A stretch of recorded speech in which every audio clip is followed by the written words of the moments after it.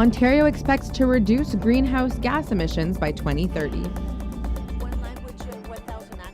Rookie MPP quits the Ontario PCs to sit as an independent. And Austin Matthews returns to lead the Leafs to victory. Humber News starts right now. Hello, I'm Michelle Halim, here at the newsroom at Humber's North Campus. It's Thursday, November 29th. Here's what's making news. The Ontario government's Environment Minister will unveil a new climate change plan this afternoon. During this year's election, the PCs promised to remove the old provincial cap and trade plan.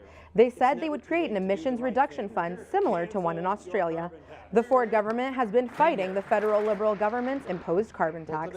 The provinces of Ontario and Saskatchewan have joined forces in a court battle against the Fed's cap and trade plan. Ottawa has sent $420 million from its low carbon economy fund to Ontario cities, hospitals, and schools. That effectively bypasses the Ford government. Also in Ontario, Progressive Conservative MPP Amanda Simard has quit the PC party. The MPP hasn't said why she chose to leave the Doug Ford government. However, Simard has long opposed her party's decision to roll back French language programs and policies. Earlier this month, Premier Doug Ford announced that he will scrap a plan to build a French university in Toronto, as well as cutting the position of the French language commissioner. Last week, Simard voiced her opinion in the Ontario legislature. Franco-Ontarians are an official minority group, and the only rights we have provincially are in the French Language Services Act. Having a standalone independent commissioner is a necessity, not a sign of largesse. The MPP from Eastern Ontario told the Speaker of the House that she plans to become an independent.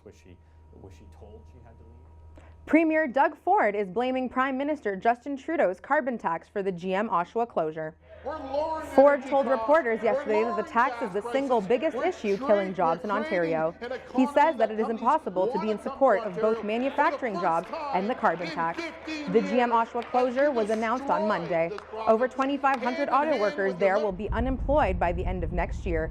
GM says the move is part of its restructuring to electric vehicles from gasoline sedans.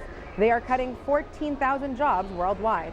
Automotive manufacturing has been on the decline in Ontario and now only counts for 11% of the GDP.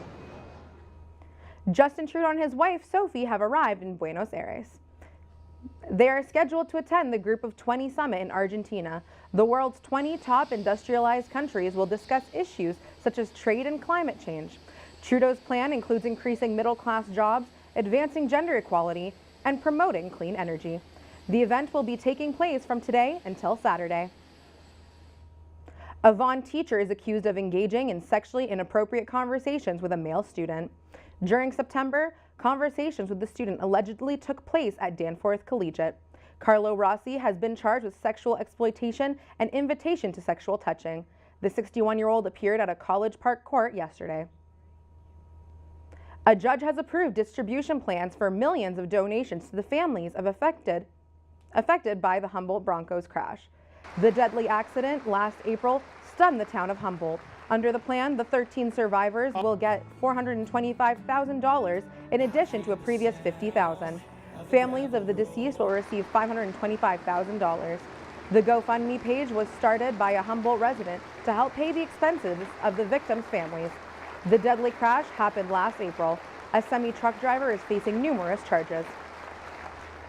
And breaking news from New York this morning, U.S. President Donald Trump's former attorney, Michael Cohen, pleaded guilty in a federal court. Mr. Cohen, how are you feeling? Mr. Cohen, how are you feeling? Sir, do you want to say anything? Thank you very much. Thanks. Are you happy? He admits to misleading the Congress during the Russia investigation.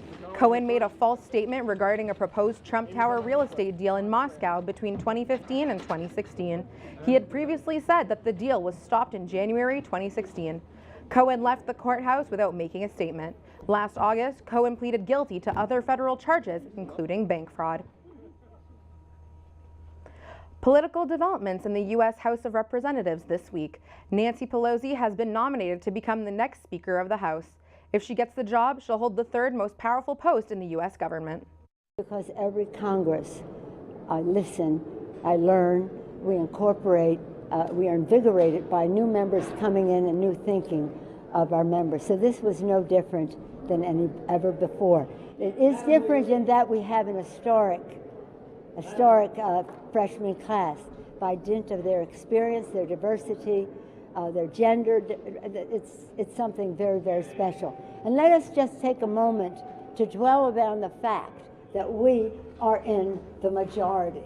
This all came after Pelosi faced some opposition by those in her party seeking younger leadership. However, she also happened to win the contest for the position with no opponent. If Pelosi comes into power, she says that her platform will focus on investments in infrastructure, lowering prescription costs, and changing campaign finance laws. She needs just over a dozen votes to win her job back. Gunmen attacked a British security contractor's compound in Kabul, Afghanistan. A car bomb exploded outside the facility, killing 10 and wounding 19. The blast shattered windows of nearby shops, houses, and private factories. The incident happened just hours after the president outlined plans for peace in the country. The Taliban claimed responsibility for the attack. Kabul remains unsafe despite the peace talks between U.S. and the Afghan government.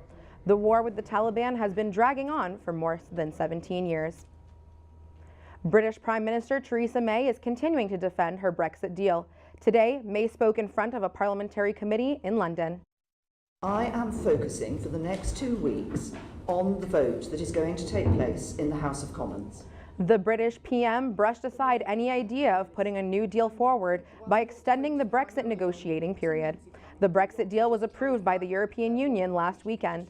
Now, the Prime Minister will have to make her case in the British Parliament to why the deal should move forward, but the deal proposed by May has been criticised by many people in Britain.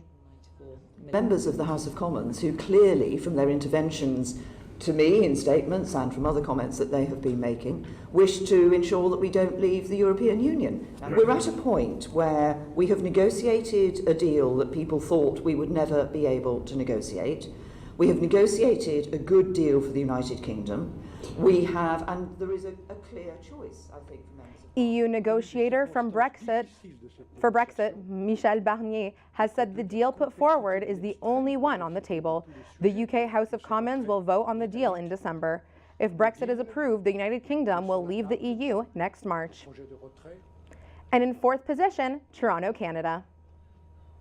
Our city is the fourth best place to visit in the world, according to National Geographic Travel.